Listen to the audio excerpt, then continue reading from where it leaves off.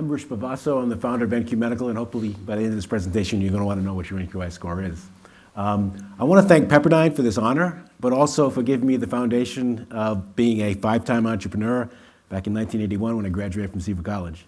So good to be back, my first time back on the campus, and maybe not my last time.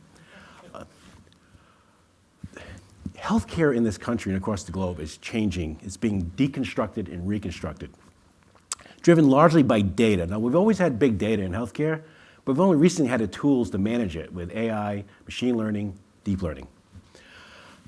Healthcare is also changing because there are big players who understand data, understand how to manage data, understand how to manipulate data. And those big players are entering healthcare with a mission.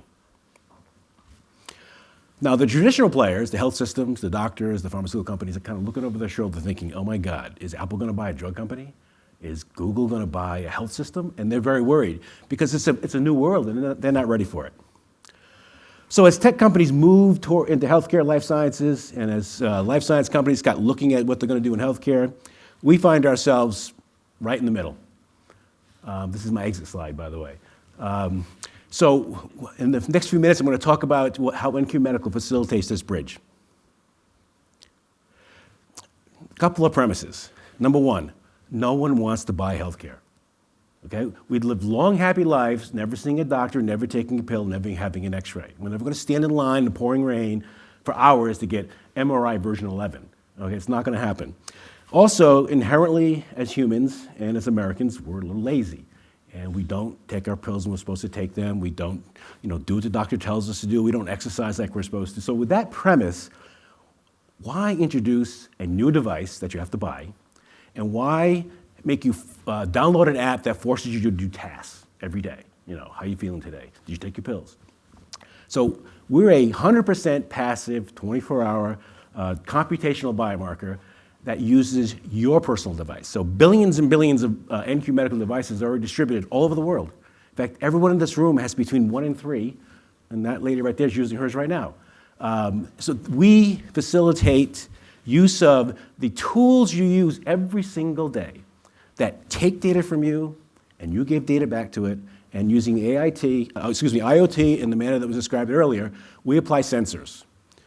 Voice recognition, face recognition, accelerometers, keystroke dynamics, to create tools that are early detection diagnosis tools, remote disease, real world progression tools, and tools that show the impact of therapy. This is an example of a device signature, a personal device signature. Each and every person in this room has a signature that looks like this one on the top. That's normal. And I'm presuming everyone's normal here today. So if we can, if everyone has a unique normal signature, it's not hard to extrapolate that a disease looks different. This is early stage de novo Parkinson's patient. This patient has just been identified. He's not even taking medication yet. This is late stage, advanced stage of disease. There are infinite number of scales in between that the human, the doctor, can't see. But the AI tool can pick them up and show progression of disease over time. And when there's a therapeutic intervention, we can demonstrate that that intervention is working or not working. This came out of MIT, a result of 6 years of clinical trials with 5 published peer-reviewed papers. So this is not voodoo medicine. This is real evidence-based medicine. We have trials ongoing now with some prestigious institutions, all funded. In fact, I've built all 5 of my companies subsidized by the pharmaceutical industry. I don't spend money unless somebody's giving me the money in advance. Our ambition is to become a brain health platform. So we call it a computational biomarker because a biomarker is an indication of disease, blood pressure, cholesterol, NQ. Our business model, again, we're subsidized. We're making money today. We have this odd notion we should make money right away.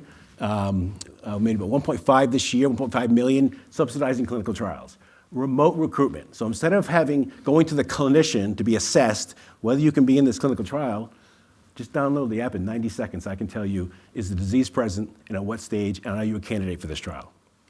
Also, once you're in the trial, at home, in the wild, we can show disease progression during the trial, and we can show impact of therapy. Now, drug companies like saving money, and that's a very efficient way of recruiting and implementing a clinical trial, but they like making money even more And if they can demonstrate that the compound being studied is efficacious, shut that trial down, get it through the FDA, it's in the market making money. Moving from there with the same target audience, medical device companies, pharmaceutical companies, this concept of digital therapeutic companion diagnostic, drug plus app. And there's much precedent across the globe now where drug plus app is an efficient way to manage disease. We're in an FDA process right now, breakthrough status. We expect clearance by the second quarter of next year. That will allow us into our third category of revenue, bundling it as an insurance payment to take advantage of a 2018 ruling by the CMS that remote disease monitoring is a reimbursable event for the doctor. And then finally, a la 23andMe or any one of the companies that are collecting data, as we generate millions and millions of users, we'll sell that data back to pharma companies for drug discovery. Now, that's a $100 million company. But the $1 billion company, and I'll take you through an anecdote.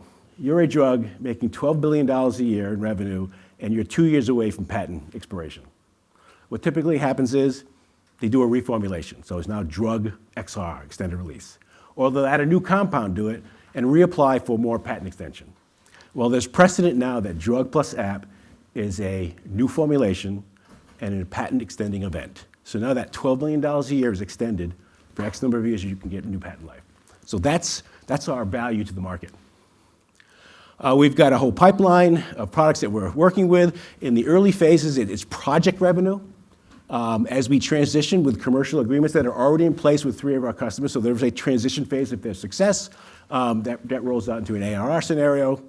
As I mentioned, we're at breakthrough status. I'm running down here in my minutes. Our US patent has already been issued. We have patents pending in 5 other countries. And we have a great team, but I want to point, one of the things I thought the investors would talk about is the importance of an advisory board. I have 3 of my customers on the advisory board. I have the chief medical officer of Amazon because I'm looking at what's my future revenue. And I have the key opinion leaders in our space. Thank you.